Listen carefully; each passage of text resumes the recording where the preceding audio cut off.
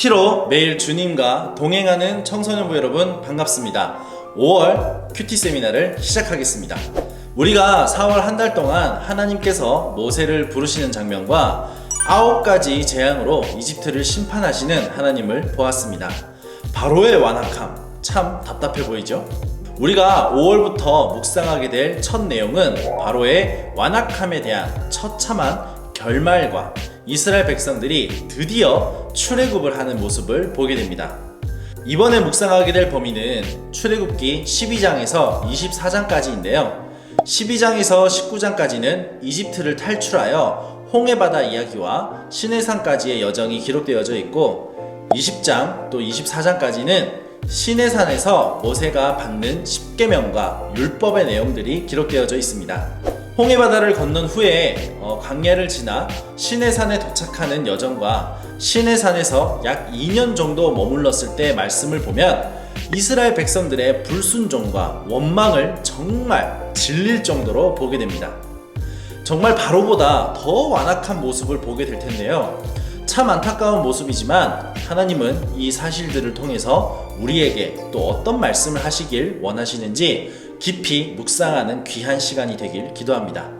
우리가 이번 달 큐티에서 주의 깊게 봐야 할 키워드는 바로 유월절, 홍해바다, 시내산입니다. 먼저 유월절은 예수님과 정말 깊은 관련이 있습니다. 유월절의 의미는 넘어가다 라는 뜻이 있는데요. 하나님께서 이집트를 심판하실 때 문설주에 어린 양의 피가 묻어있는 이스라엘 백성들의 집은 넘어가고, 그렇지 않은 이집트 사람들의 장자들을 모두 죽인 10번째 재앙 이후 바로는 이스라엘 백성들을 풀어주게 됩니다. 이를 기념하여서 이스라엘 백성들은 하나님의 명령대로 유월절을 지키게 되죠. 이것은 우리를 죄에서 구원하신 예수님과 아주 깊은 관련이 있습니다. 세례 요한이 예수님을 향해서 보라, 세상 죄를 지고 가는 하나님의 어린 양이다 라고 말했었죠.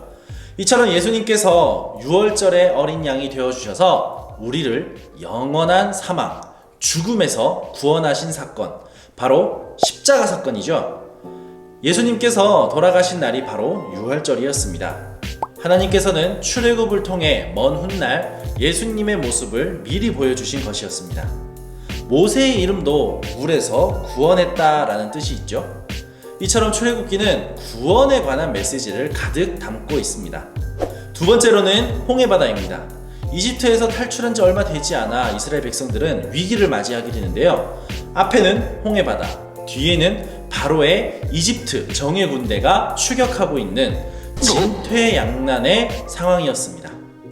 이때 이들은 절망에 빠지지만 하나님께서는 모세를 통해 홍해를 건너는 엄청난 기적을 행하시게 되죠.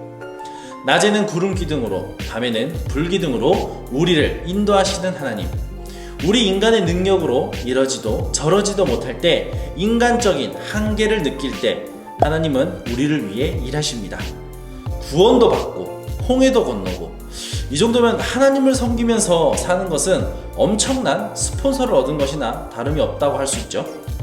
세 번째로는 시내산입니다. 여기까지 오는 것도 참 다사다난했는데요. 시내산에 도착한 이스라엘 백성들은 하나님과 언약을 맺습니다. 그리고 하나님 나라의 백성이 되기 위해 지켜야 할 율법과 십계명을 받게 됩니다. 하지만 약속한 지 얼마 안 돼서 큰 죄를 저지르고 말죠. 자, 이처럼 신앙인에게 구원은 끝이 아닙니다. 구원 뒤에 우리가 마주해야 할 시련이 있고 하나님과의 약속을 이행해야 하는 것도 있습니다. 이것을 바로 성화라고 하죠. 출애굽기는 하나님의 구원 사역을 집약한 책이라고 해도 과언이 아닙니다.